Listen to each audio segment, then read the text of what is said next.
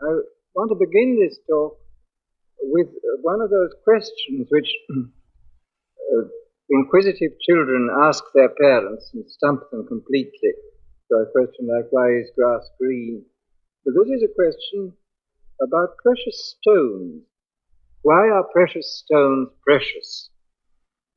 And obviously it's extremely difficult to find any rational reason for this. There's certainly no economic reason, no biological reason why people should have spent an immense amount of time, energy, and money on collecting and cutting and setting colored pebbles. And there must be some much deeper psychological reason for this strange behavior. Now, this question was asked many years ago by Santayana, who came up with what seems to me a partial explanation, but I don't think it's a complete final explanation. He said that in his opinion, precious stones were precious because they seemed to man to be the nearest approach in this world of perpetual perishing, of passing away. They seemed to be the nearest approach to the permanent and the eternal. A precious stone does appear to remain exactly as it is, generation after generation. And Santayana assumed that it was because this was the nearest approach in our world to something that was intrinsically eternal, that the precious stone took on its precious quality. Well, I think there is something in this explanation, but I don't think it's by any means the complete story. I think there are other compelling psychological reasons why we value precious stones as we do.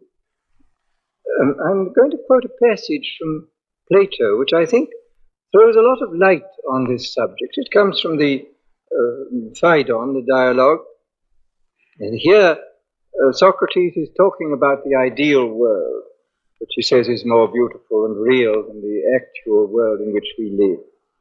And he says, in this other earth, the colors are much purer and more brilliant than they are down here. And the very mountains and stones have a richer gloss and lovelier transparency and intensity of hue. The precious stones of this lower world are highly prized, cornelians, jaspers, emeralds, and all the rest, are but the tiny fragments of these stones above. In the other world there is no stone but is precious, and exceeds in beauty every gem of ours. And he goes on to say, the vision of this world is a vision of blessed beholders. So this seems to me a very interesting passage, inasmuch as it makes perfectly clear that the ideal world of Plato is not a mere metaphysical construction, a kind of inference from the facts of our present world and its imperfection. It is a visible world, a world which can be seen with the inner eye, and which has certain describable peculiarities, such as the colors being much brighter, and it being filled with stones which are very like our precious stones. And I find here probably what is the basic psychological reason for our immensely high valuation of precious stones, which is this, that these are the objects in the natural world which most nearly resemble things which are seen with the inner eye by people who have the gift of vision, and which even those who do not consciously have the gift of vision have some kind of unconscious inkling of. It seems to, as it were, remind them of something going on in the back of their minds, which on a subterranean level they know something about. And we get a certain confirmation of this by the greatest of the Neoplatonic philosophers, Plotinus, who says that everything in the intelligible world, which is much the same as the ideal world of Plato, everything there shines. And he says that for this reason, the most beautiful thing in this world is fire, which is a transference, as we see, from the inner facts of the visionary world into the outer fact. This is a transference of value from something which is highly esteemed in the inner world into the outer world. And says the most beautiful thing in this world is fire. And it's interesting to find, for example, in Ezekiel's description of the Garden of Eden, he speaks of it being filled with gems, filled with what he calls stones of fire. As I hope to show later on, this richness of gem-like qualities, which is found in the visionary world, does explain many very strange facts about certain types of art, and many facts about the curious uniform quality of religious traditions, folklore traditions, traditions of the nature of the golden age and the afterlife, which are found all over the world. We will talk about that later. Meanwhile, let us speak about the accessibility of this visionary world. Well, we look at the records and we look around and we find that a certain number of people can enter this visionary world spontaneously, that they can go back and forth between the two worlds without any real difficulty, and that probably quite a lot of children inhabit the visionary world for quite a bit of the time. And also we find that this visionary world is very highly prized by people, and that they will go out of their way to get into it. That if they do not visit it spontaneously, they do a great many things which help them to go into it artificially. The visionary experience is so highly prized that throughout the ages of recorded history, people have done their best to induce visions. They've tried to go to this other world by various artificial vehicles. And there are a number of ways which have been worked out. There are psychological ways, there are physiological ways, there are chemical ways. And it's worth, I think, describing a few of these methods. For example, it is possible to go into the other world through hypnosis. Quite a number of people can, in a certain stage, a rather deep stage of hypnosis, can and do enter some kind of visionary world. It's a very interesting experience if one has ever watched people suddenly passing out of what seems to be a kind of sleep-like stage into a world where they are seeing very clearly very strange and interesting things. I think this hypnotic visionary world is probably not quite so brilliant and extraordinary as some of the other visionary worlds, the other aspects of the visionary world which can be touched in other ways. And then, of course, there are the purely psychological methods. There are the methods of intensive concentration, which we find in the various yogas of the East and in the so-called spiritual practices of the West, which do undoubtedly produce these visionary states. Then there is the method which has been employed in many, many parts of the world, the method of complete isolation, the limiting, the cutting down of sensory experiences to the greatest possible extent. And now this is a very interesting thing. Within the last few years, a number of experiments have been made in modern psychological and medical laboratories with what is called limited environment. That, for example, people like Hebb at McGill and Dr. Lilly at the National Institute of Health in Washington have employed various means for cutting down the input of sensory stimuli to the extreme limit.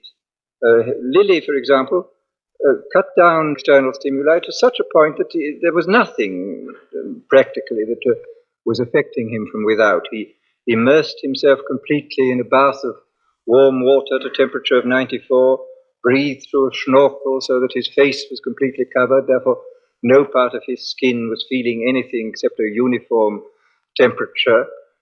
He tied himself up in a harness which didn't permit him to move more than a tenth of an inch.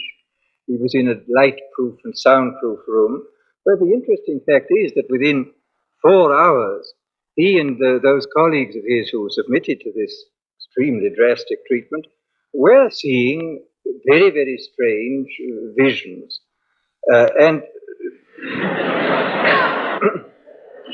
where the deprivation of external stimuli is not quite so complete as it was in Hebb's experiment, similar visions will be seen within 24 to 36 hours.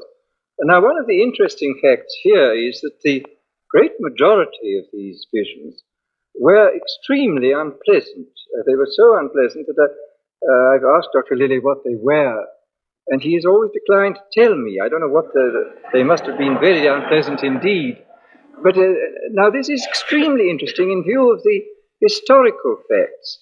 We find, both in the East and the West, a long tradition of isolation, that hermits and would-be visionaries have retired to the most desolate places where they could cut off an enormous amount of external stimuli.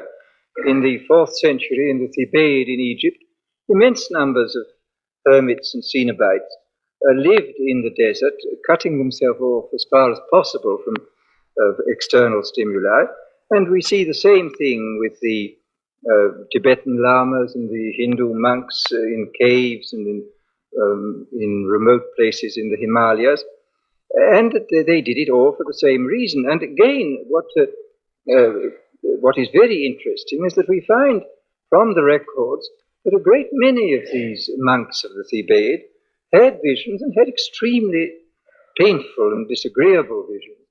In virtually every picture gallery of the world, you will see paintings of the temptations of St. Anthony, which are diabolic visions which thronged in upon the saint. He did have a certain number of beatific visions, but he had also a great many of these very unpleasant visions. And it's interesting to find the historical records confirming everything that has been found in recent years by laboratory work. Over and above these psychological methods, there are a number of physiological methods of inducing visions by changing body chemistry. One of the strange facts is that by inducing certain changes in body chemistry, we do appear to open the door, so to say, which separates our ordinary everyday selves from this remote visionary area of the mind. One of the ways, the physiological methods, is of course the method practiced in the Orient, the method of breathing exercises. But all breathing exercises culminate in one thing, which is prolonged suspensions of breath, which may last a minute, several minutes even.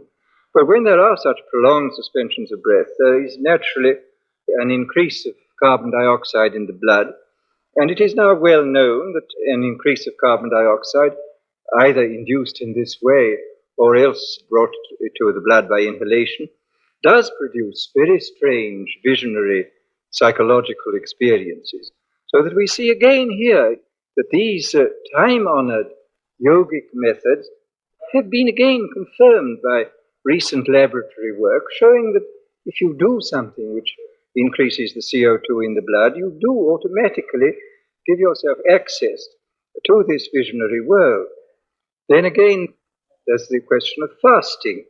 Here, in many cultural traditions, fasting has been used precisely for the purpose of creating a visionary experience. The red man in this country habitually and systematically resorted to fasting for the express purpose of achieving visionary experience. It was one of the initiation rites of young men in many of the Indian tribes.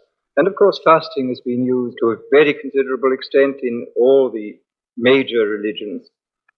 Similarly, lack of sleep, cutting down on sleep, will also produce effects of this same kind. And even some of the more violent physical austerities, such as self-flagellation, also, I think, produce certain chemical changes which facilitate the coming of visions.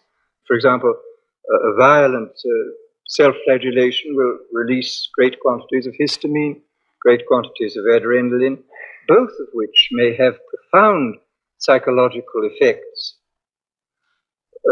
When we look back on the history of religious practices and the desire for visions, which has existed, I think, in all cultures, we see that these curious ways of facilitating the visionary experience have been employed, and we now know the reasons, in as far as they are biochemical, we know the reasons why these practices were adopted.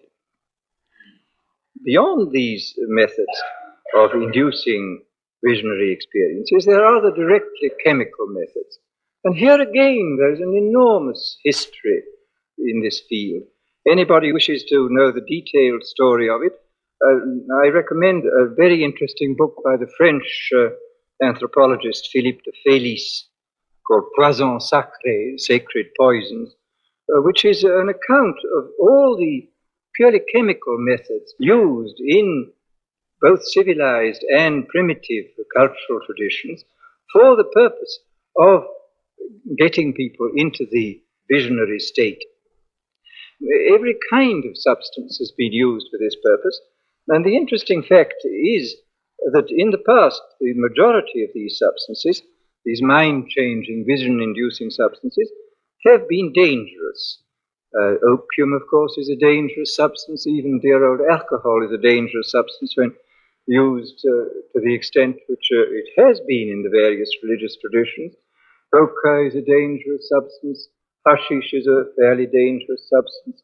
And many of them have certainly been effective in producing a visionary experience, but have been effective at a very considerable cost to the physiology. People have paid a great price. Even the traditional Hindu drug, the drug Soma, which is described in the Vedas, this produced certain visionary effects without any doubt.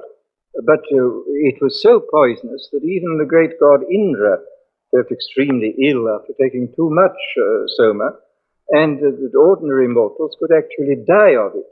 This really startling fact about recent pharmacological developments is that a number of chemical substances have been discovered in recent years which permit the opening of the door into the visionary world without inflicting serious damage upon the body. Enormous changes in consciousness can be brought about without hurting the body. And this is an extraordinary fact. Some of these substances are related to substances existing in nature. For example, mescaline is the active principle now synthesized in the Indian peyote. And incidentally, peyote is one of the few traditional mind-changing drugs which has been taken for many centuries by the Indians and whose use is spreading now throughout the western United States, right up into Canada. It has been taken without producing addiction, without causing degeneration among those who take it. And beyond this synthetic mescaline, there are various others, lysergic acid, the most recent of them being the active principle of the sacred Mexican mushroom, which was synthesized by Hoffmann in Basel in Switzerland. My friend, Professor Roger Haim of Paris, the mycologist, told me that he'd recently returned from Mexico and had gone down to visit an old witch doctoress friend there, bringing her a number of the pills which Hoffmann had synthesized, and had given her some of these pills, which she'd taken and was quite delighted because they produced exactly the same effect as the mushrooms, and she was more especially delighted that now she could practice her magic at every season of the year instead of having to wait for the mushroom season. So that this is one of the great triumphs of modern science, that a witch doctor in Mexico will be able to send a postcard to Dr. Hoffmann in Basel saying, "Have important magic to do, please send 100 capsules for airmail." Well, these are some of the chemical ways of opening this door which leads into the other part of the mind. Experiments, of course, have been made by eminent psychologists for a long time. William James, for example, made considerable experiments with nitrous oxide, and incidentally was much blamed by some of his colleagues for such a frivolous undertaking and for taking it so seriously, and was defended by Bergson in his Two Sources of Religion and Ethics, where he said we must remember that the nitrous oxide was not the cause of Professor James's remarkable experiences. It was the occasion that it removed certain obstacles which permitted this other material to come through. The obstacles could have been removed by purely psychological means or by other psychophysical means, but this particular means did open the door, and the nature of the experience which came through is not affected by the nature of the key which is used to open the door. And this is a very interesting passage in Bergson, and I think it's fundamentally true that although there seems to be something rather discreditable and unfair, so to say, about the possibility of opening the door by a means so simple as psilocybin or LSD 25, yet there seems to be no reason to doubt that what comes through is of the same nature as what comes through via breathing exercises or fasting or any other means.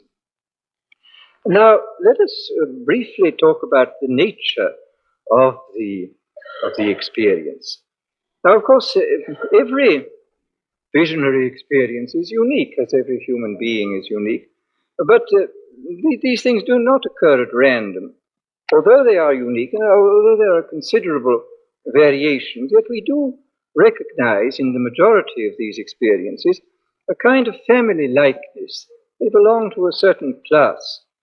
And we realize this very well if we read such a book as Heinrich Klüver's book, monograph on peyote, Beringer's book on peyote, a whole mass of religious literature on visions and so forth. We see that there is a kind of resemblance running through this whole family of experiences. And I think we can say that the highest common factor in all these experiences is the experience of light. Now, the light experience is of several kinds.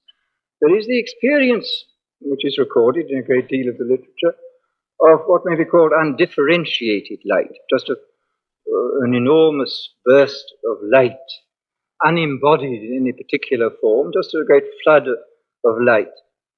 I think it would be true to say that this experience of the undifferentiated light is generally associated with what may be called a full-blown theophany or a full-blown mystical experience. That experience which transcends the subject-object relationship, which produces a sense of solidarity between the experiencer and the universe, which gives the experiencer a sense of the basic all-rightness of the universe, an understanding of such a phrase as occurs in the book of Job, yea, though he slay me, yet will I trust in him. This is, seems to me, a characteristic feature of the mystical experience. And this kind of experience and the experience of the same order when associated and interpreted in terms of a theological frame of reference, for when the experience is interpreted in Christian terms as the unity of knowledge of God, this kind of experience is, as a matter of fact, generally associated with this experience of undifferentiated light. And of course, this kind of light experience is recorded again and again in the literature. The most familiar case is the case of St. Paul on the road to Damascus. We find Muhammad's call to being a prophet came when he woke up in the middle of the night, perceiving a light so intense that it caused him to swoon away. Plotinus entered several times into the light and was, as he says, swallowed up in divinity. We find Dante describing paradise as being illumined as though by two suns. I mean, there is the ordinary sun, and then there is this other light, which is like the light of a much more powerful sun coming through the ordinary sunlight. Then in more recent times, we find the tremendous light experience of St. John of the Cross when he was confined by his brethren to prison in Toledo. And Jacob Boehme records light experiences of this same kind. And one could find, I think, without any difficulty, hundreds, literally hundreds, of such experiences recorded by eminent or less eminent mystics. But the interesting thing is that this kind of experience is by no means confined to the eminent people who have a great power of expression. As such collectors of experiences, as Dr. Raynor Johnson in his book, The Watcher from the Hills, as he has shown, a great many perfectly ordinary people who don't have this gift of expression and who have achieved no celebrity as religious leaders, do in fact have experiences of exactly the same kind. Now, let me go over this very briefly because we haven't got very much time, but I received a letter from an unknown correspondent in England. She described herself as a woman in her 60s, and she was saying, my whole life has been influenced by something that happened to me when I was a schoolgirl of 16. I was in the kitchen. I was cutting a slice of bread off a loaf to toast for tea, and suddenly I became aware of this tremendous light all around me with a sense of extraordinary happiness and bliss and a sense of the complete all-rightness of the universe. I was absolutely overpowered by this. It was a dark November afternoon. The whole place was flooded with this light. The experience lasted in clock time perhaps for a minute. Then it went away, but the memory of it has sustained my life ever since, and it has completely abolished any fear of death that I may ever have had. I adore life, but I am not in any way afraid of death. Well, these sort of experiences, as one can find set forth in Raynor Johnson's book, are really quite common, I think. A great many people have had these kind of experiences of the undifferentiated light, which, as I say, is associated with something in the nature of the full-blown mystical experience. And here it is quite interesting to go into another cultural tradition and to find that in the Buddhist tradition, what is called the clear light of the void, this tremendous uncolored light, is again associated with the ultimate liberation experience, and that the other lesser lights, particularly the lights which are embodied in forms, are associated with the lower so-called pre-mystical visionary experiences. Well, let us now come down to what is strictly the visionary experience, which is the experience of light in its differentiated form, when it is embodied in shapes and in personages, in landscapes and so on. And here again we find, curiously enough, a certain uniformity. We find likenesses running through the various descriptions of this.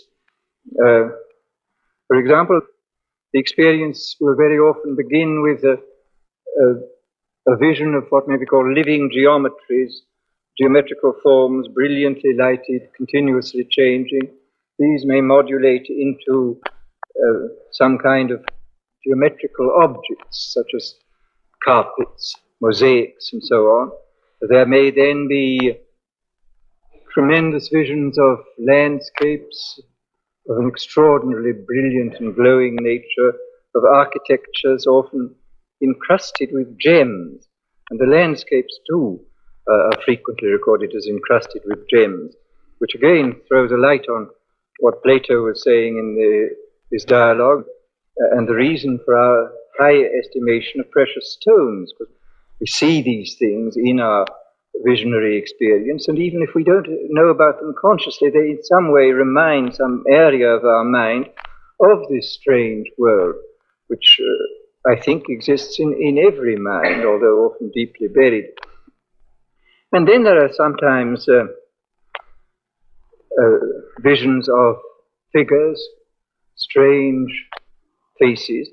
And here there's a very interesting fact, which is recorded again and again, both in the spontaneous cases and in the induced cases, that when faces are seen, they are never the faces of people that the experiencer knows. He does not see the face of his mother, his father, his brothers, his friends.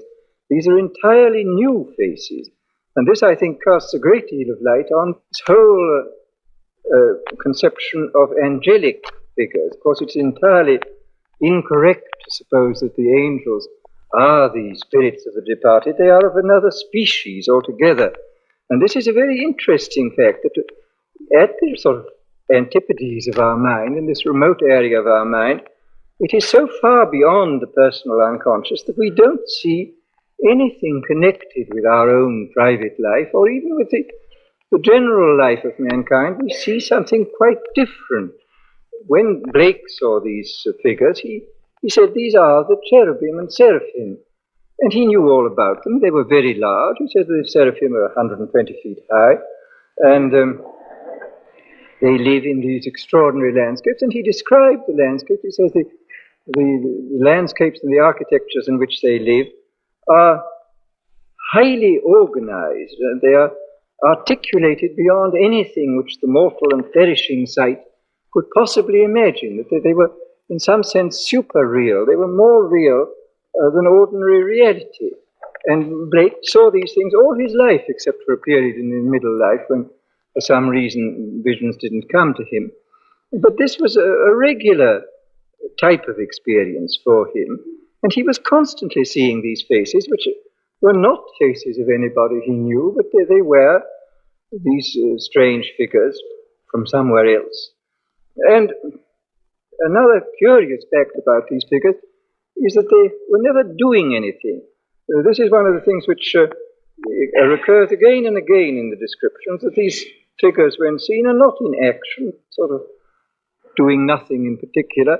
And this again corresponds very closely to the conception of these angelic entities in the other world, who are not engaged in action. They are engaged in the beatific vision and contemplation. And I think this is one of the reasons why the most powerful and moving religious art is always static art. The great religious symbols, like the Khmer Buddhas, like the great Egyptian gods, like the primitive Greek statues, are static. They are not doing anything. The great Pantocrators and Madonnas of Byzantine art, they are also completely static, not doing things. And this is precisely the nature of these beings who are found in the other world, the world of vision. Let me very briefly go into another very interesting fact about the visionary experience, that the visionary experience occurs by no means only behind the closed eyelids. In very many cases, the visionary quality, the quality of the vision, so to say, spills over into the external world, so that the experiencer, when he opens his eyes, sees the outer world transfigured, sees it as incomparably more beautiful than he sees it at ordinary times, sees it as glowing with an intensity of light and significance and life, which is something he simply does not see at all in his ordinary state. Now, there are plenty of poets and artists who have spontaneously seen the world in this way. You will find, for example, admirable descriptions of the nature of this transfigured vision of the world in some of the writings of the Irish poet A.E. George Russell, which I recommend very much. These are very subtle and psychologically penetrating descriptions of the kind of things that the visionary sees in the external world. And I think it would be true to say that quite a lot of children probably see the world in this transfigured way. They see it very much, I think, as Wordsworth describes himself as seeing it as a child, describes it in the great ode on the intimations of immortality in childhood. As Wordsworth said, he looks at the outside world, and it has the glory and the freshness of a dream. And he goes on to say that as he grew up, this glory faded into the light of common day, and this I know where'er I go, that there has passed a glory from the earth, and the world became, so to say, very boring once again. And there's a particularly beautiful passage in one of the centuries of meditation of Traherne's, and I would like to quote this passage of Traherne's, which describes his experience as a child. He was brought up in Shrewsbury, I think it was, in a small town which had walls round it at that time, and he describes what it was like looking out from his home into the world around him. And he says, "The dust and stones of the street were as precious as gold. The green trees, when I saw them first through one of the city gates, transported and ravished me. Their sweetness and unusual beauty made my heart to leap and almost mad with ecstasy. They were such strange and wonderful things. The men, oh, what reverent and venerable creatures did the aged seem, immortal cherubim, and the young men glittering and sparkling angels, and maids, strange seraphic pieces of life and beauty. Boys and girls tumbling in the street and playing were like moving jewels. Eternity was manifested in the light of the day, and something infinite behind everything appeared. And then, with much ado, I was corrupted and made to learn the dirty devices of the world, which now I unlearn and become as a little child again, that I may enter into the kingdom of God." And he goes on to say that the kingdom of God is already here, if we would only allow ourselves to see it. He says, "The world is a mirror of infinite beauty, yet no man sees it. It is a temple of majesty, yet no man regards it. It is a region of light and peace, did not men disquiet it. It is the paradise of God. It is the place of angels and the gate of heaven." Traherne, I think, describes a state of mind which is relatively common. I mean, I think there are many more people who have had in childhood and even have occasionally in their adult life glimpses of this transfigured world, who realize that the world is incomparably more beautiful and more interesting than they normally give it any credit for. You will find a number of these references to this kind of visionary experience of the external world in Wordsworth. It's a very beautiful poem where he speaks of the effect of sunset, how this sort of added extra transfiguring power evokes this sense of visionary otherness. And this poem goes, "No sound is uttered, but a deep and solemn harmony pervades the hollow vale from steep to steep and penetrates the glade. Far distant images draw nigh, called forth by wondrous potency of beamy radiance that imbues whate'er it strikes with gem-like hues. In vision exquisitely clear, herds range along the mountainside, and glittering antlers are descried, and gilded flocks appear. Thine is the tranquil hour for puerile eve. But long as godlike wish or hope divine informs my spirit, ne'er can I believe that this magnificence is wholly thine. From worlds not quickened by the sun, a portion of the gift is won. An intermingling of heaven's pomp is spread on grounds that English shepherds tread." Let's go very briefly now into the question of the relationship of these kinds of visionary experience with art and with traditional religion. In the sphere of art, I think it would be true to say that whereas by no means all art is of a visionary nature, there are quite important aspects of art which have a visionary quality and which owe their power precisely to this reminder which they bring to the beholder of the visionary world. It is very significant, for example, that the Holy of Holies in almost every religion, the furniture of the altar, is always composed of what may be called vision-inducing materials. It is composed of gems, of glittering metals, of polished marble, and so forth. And there is evidently something in works of art made of these vision-inducing materials, which is itself vision-inducing. Another essentially vision-inducing art, which played a great part at one time in our own civilization, is the art of the stained glass window.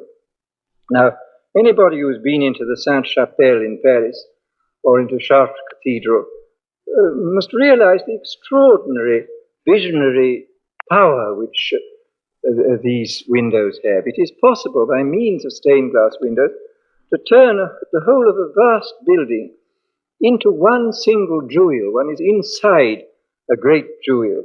And the effect is, I think, most extraordinary.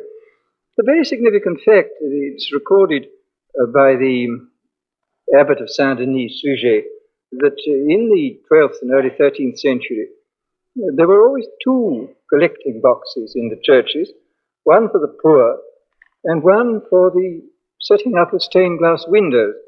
And whereas the boxes for the poor were often empty, the boxes for the stained glass windows were generally full, showing how highly these vision-inducing objects of the stained glass windows, how highly they were prized. I can't go into many of the other types of visionary art, but there are quite a number of them, and it's not difficult to sort them out from the ordinary run of art. They have a peculiar quality, and I think they owe their great power to this capacity which they have for evoking within us a kind of memory, a kind of awareness of that which lies at the back of our mind, and which we then see realized in front of us in the external world. A very interesting and curious fact is that many of the popular arts have been essentially visionary arts. It's as though the ordinary unlettered people had a peculiar predilection for visionary experience as manifested in art. I mean, take some of the most ordinary and everyday of popular arts. Take, for example, the art of fireworks. Well, this goes back a very long way in China, and it goes back into the later Roman Empire. There are descriptions in the poetry of Claudian of the most fantastic firework displays, which are at least as elaborate as any display we see today. But of course they were not as good as the displays today, because there was not at that time the knowledge of chemistry which we now have, which permits us to put into our fireworks an immense range of colors, which was undoubtedly quite impossible for the Romans to duplicate. Well, then another popular art which has played a great part throughout history is the art of pageantry. And this has been used, of course, by kings and prelates from time immemorial to impress people. I mean, this is a visionary art, and it impresses the beholders to such an extent that it has been regularly used by men in authority to transform de facto power into de jure power. I mean, they are, in fact, powerful, but the whole art of pageantry, the coronations of kings, the processions, the state entries, processions of popes, and so on, all these things are methods for persuading people by this kind of visionary magic that the brute fact of power is in some way power by right divine. And I think there is no question that the whole history of pageantry has played an enormous part in the consolidation of power. And of course, in our own day, we have seen the extraordinary power exercised by the pageantry devised by the Nazis. I never saw the Nuremberg rally each year, but those who saw it say that this was possibly the most extraordinary ballet ever put on any stage by anybody, that this was one of the most magnificent pure spectacles. And closely related to pageantry and ritual, of course, is a theatrical spectacle. The theatrical performances are of two kinds. There is the drama, and then there is spectacle. And very often, I regret to say, in contemporary productions of old plays, of Shakespeare, for example, the spectacle is often made to interfere with the drama, but both have their legitimate place. If you look at the history of it, it's very interesting to see what enormous time and trouble and money has been used, has been expended on spectacles. The Elizabethan and Jacobean masks, for example, were fantastically elaborate, and there's a record of one mask put on for Charles I by the Inns of Court, which cost over £20,000 for a single night's entertainment. This is an extraordinary fact that quite senselessly people will go to this immense trouble, spend this immense amount of money for this curious kind of experience, which incidentally the adjective which is often applied to it is very significant here. It is called a transporting experience. It transports you, takes you out of this world, puts you into the other world. And of course the whole art of spectacle has developed with the advancing technology. The spectacles of the 16th and 17th century were limited by candles, so this was the brightest light you could possibly put on anything. And it was not even till the middle of the 18th century that you could have an oil lamp which would burn without smoking and stinking. The argand wick and the glass chimney are quite late inventions. But then, by the very end of the century, in the beginning of the 19th, we begin to get tremendous technological advances which permit enormous increases of visionary spectacle. We get the invention of the parabolic mirror, first used in lighthouses, then very quickly used in theatres for projecting beams. We get gas at about 1800. We get limelight in about 1820. And then by the 1880s, we get electricity and the possibility of creating prodigious effects of light, which to this day fascinate people. I mean, after all, the successes of the modern musical are entirely successes due to the strange visionary quality of these performances.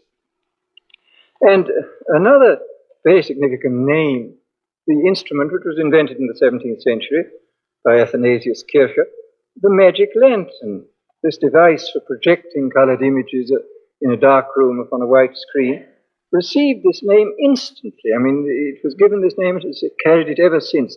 It was felt to be an absolutely appropriate name, that it was something magical, something out of another world, which was thrown into this world. Now let us still more briefly discuss the relevance of these facts of visionary experience to the literature of religion and folklore. In all the religious traditions, the paradises and other worlds have precisely the qualities which are given in the descriptions of the visionaries. The paradise is a garden, it is gem-like, it's full of the stones of fire, as Ezekiel says. Where there are buildings, they are buildings made of precious stones, as in the New Jerusalem. And in all the Buddhist and Hindu and Japanese paradises, again and again you will find these descriptions which correspond exactly to the descriptions given by Weir Mitchell and Havelock Ellis of the peyote experience, or given in the various accounts of visionaries of their spontaneous experiences. So I think there is no doubt at all that all this kind of folkloric and popular religious tradition stems directly from this strange visionary experience, which has played a very important part, I think, in the creation of these ideas of the other world. And another quite interesting fact is where precious stones are not common, but where glass is known, glass becomes an extremely important visionary adjunct. Even in the New Jerusalem, where the walls are actually made of precious stones, glass plays a very important part. There is a sea of glass in the center. The streets are made of transparent gold, glass-like gold. in the Celtic traditions, the island of the dead, where the dead go, is called Inisvetrine, the island of glass. In the Teutonic tradition, the dead go to a place called Glassberg, the glass mountain. And again, these curious uniformities keep cropping up in all the various literatures, and to my mind there can be no doubt at all that all this can be fitted into this same picture which we found at the beginning of this lecture in the description of Plato of the ideal world, that this is part of the natural history of the mind, that we have these kind of experiences, that even those of us who don't have them normally and only catch perhaps occasional glimpses or perhaps never have glimpses of them, yet have some kind of obscure knowledge of them at the back of our minds, and that when we read about these things or see them represented in works of art, they do strike a chord and evoke something.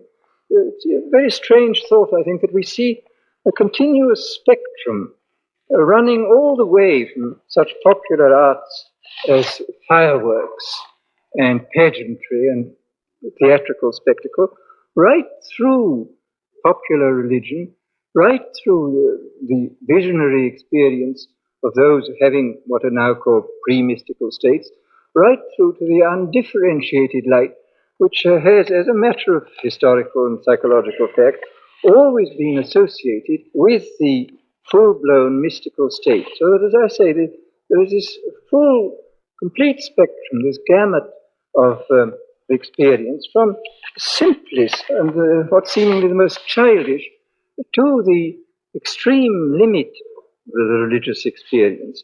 And I, for one, find this fact profoundly interesting. It seems to me one of the most curious and fascinating topics which one can discuss in relation to this strange piece of work which is a man. Thank you.